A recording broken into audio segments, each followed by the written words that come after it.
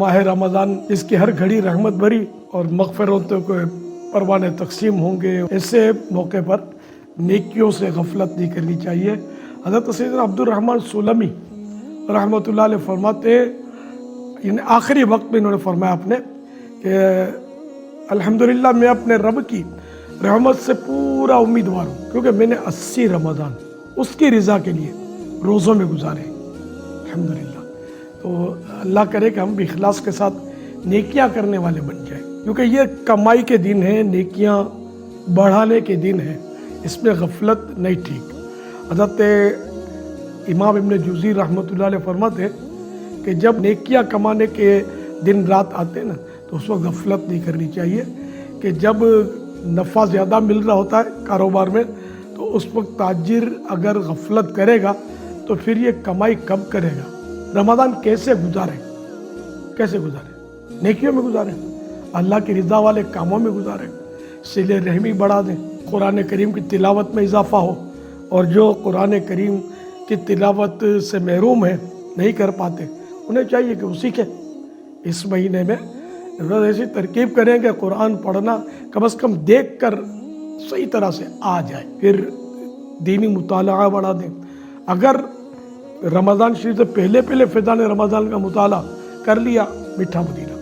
ورنہ جلدی رمضان شریف آ گیا ہو تو اس میں بھی اس کو کمپلیٹ کر لینا چاہیے، تاکہ رمضان شریف کی عبادتیں آپ درست کر سکیں، درود شریف کی کثرت ہو جائے، ادھر ادھر کی باتوں سے بچ کر درود شریف کی کثرت ہوتی رہے تو میٹھا مدینہ۔ اور کیا ہی اچھا ہو کہ رمضان الکریم میں سوشل میڈیا سے جان چھوٹ گیا، یہ بڑا وقت لیتا ہے، کیا اسلامی بھائی، کیا اسلامی بہنیں، کیا بچے، کیا جوان، سب لگے ہوئے اس میں۔ تو اس کو اگر سائیڈ میں رکھ دیں، یا کوئی اس کے لیے آپ وقت فکس کر لیں کہ بھئی روزانہ اتنی دیر جو اہم ضروری پیغامات مجھے لینے دینے ہوں گے، سننے ہوں گے، وہ ہوں گے، باقی یہ بند، ورنہ یہ کام نہیں کر دیتا۔ اور پھر یہ گناہوں سے بچنا، سوشل میڈیا میں جو اندر جائے اور گناہوں سے بچ جائے، بہت مشکل ہے، بڑا نقصان اس میں، نفع کا پہلو کم ہے۔